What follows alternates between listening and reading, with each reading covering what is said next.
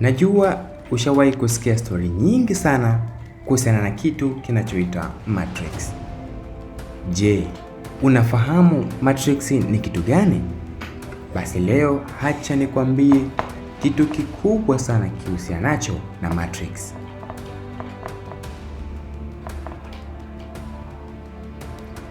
Mwanzilishi ama mtu maarufu aliyeweza kuifanya Matrix kuwa somo kubwa na linaeleza kwa upana zaidi anaitwa Andrew Tate. Mara nyingi huzungumza kuhusu kitu anachokiita Matrix na watu wengi wamekuwa wakishangaa maana yake halisi. Nitakuelezea kwa kina kwa mtazamo wa kifalsafa, kijamii na namna Tate anavyotumia neno hilo ili uweze kufahamu kwa upana namna gani ya neno Matrix. Neno Matrix asili yake ni kitu gani?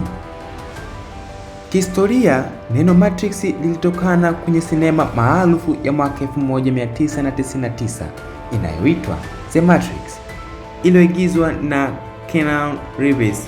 Katika filamu hiyo, dunia yote tuliyoiona ilikuwa ndoto, udanganyifu uliotengenezwa na mashine. Wanadamu walikuwa wanaishi kama watumwa bila kujua, huku akili zao zikidanganywa kuona uhalisia bandia. Kimsingi, Matrix ni mfumo wa udhibiti wa akili na jamii unaowafanya watu waamini uongo kuwa ndio ukweli, ili hali wako kwenye utumwa wa kimfumo. Mfano mmojawapo wa haraka tu naweza kukupatia. Unapodhani una uhuru, kumbe kila kitu unachoamini, unachotaka na unachofanya kimepangwa na nguvu za juu au taasisi fulani ili usiwe na fikra huru. Andrew Tate anaposema Matrix anamaanisha nini? Kwa Tate, Matrix si filamu, ni mfumo wa dunia halisi unaotawala watu kupitia vyombo vya habari, serikali, elimu na mitazamo ya kijamii. Anasema Matrix ni nguvu za asili au taasisi zinazowafanya watu waishi kama watumwa wa akili bila kufikiri wenyewe. Maana Matrix kwa Tate, Matrix ni mfumo wa dunia unakudhibiti, unakuambia nini kufikiri, nani kumwamini na nini cha kufanya. Unapojaribu kufikiri mwenyewe, wanakushambulia. Kwa hiyo kwake Tate, Matrix ni vyombo vya habari vinavyoweka fikra fulani. Mfano, unaweka siasa, mfumo wa elimu, na Matrix ni serikali inayodhibiti raia kupitia kodi, sheria na hata taarifa. Matrix ni mtazamo wa kijamii inayokufundisha kufuata norms badala ya kufikiri binafsi. Ni mifumo ya teknolojia na mitandao inayokusanya data na kudhibiti kile unachoona mitandaoni.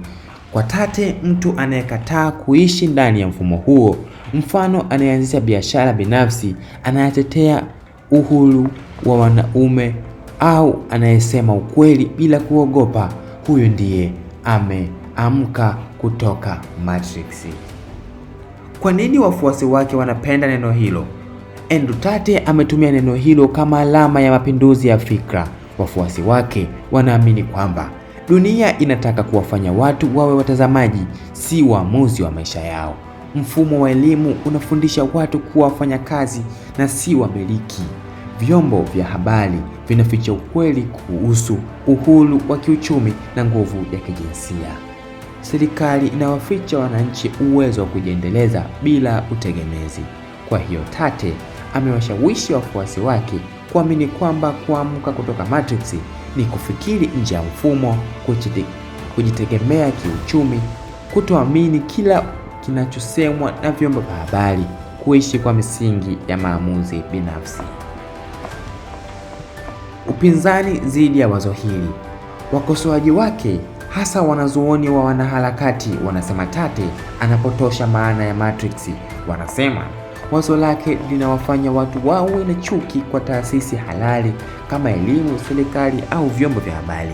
Wanaume wengi wanaamini Matrix ndio adui, hivyo wanakuwa wakali kwa jamii na wanawake, wakiona kila mtu ni mpangaji wa mfumo.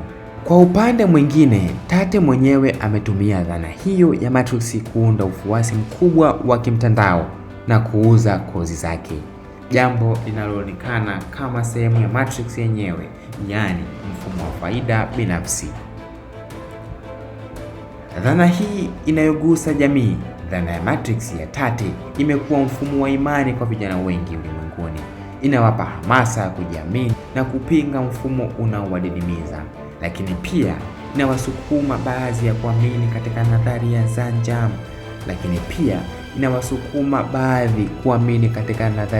za njama, zisizo na ushahidi. Mfano, serikali inaficha kila kitu. Kwa hiyo ni dhana yenye upande mbili. Pande chanya inamaanisha uhuru wa fikra, ujasiri na kujitegemea. Pande hasi inaweza kuleta ubaguzi, upotoshaji na chuki dhidi ya taasisi na jamii. Kwa ufupi, maana ya Matrix kwa Andrew Tate: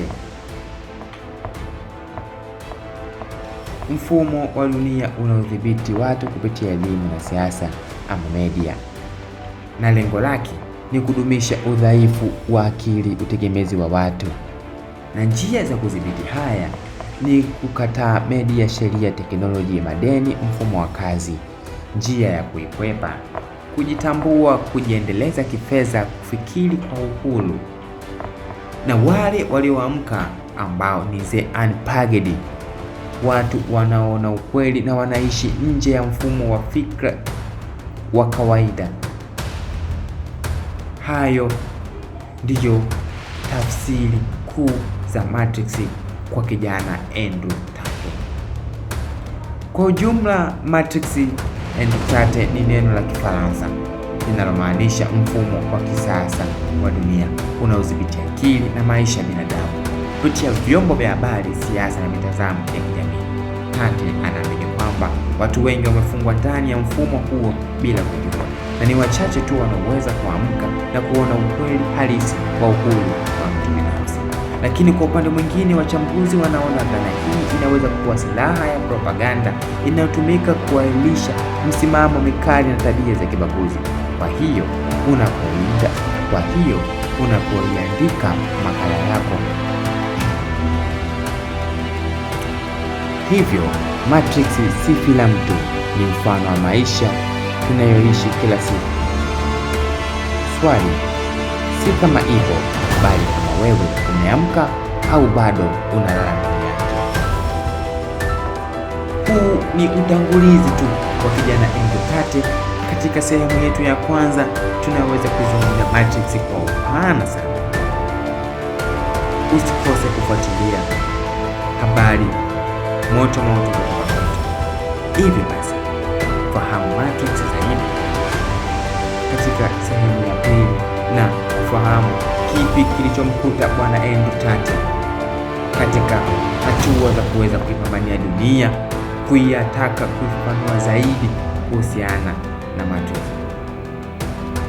Video itakayokuja nitachambua kwa upana sana juu ya Matrix iliyotolewa na kijana Andrew Tate.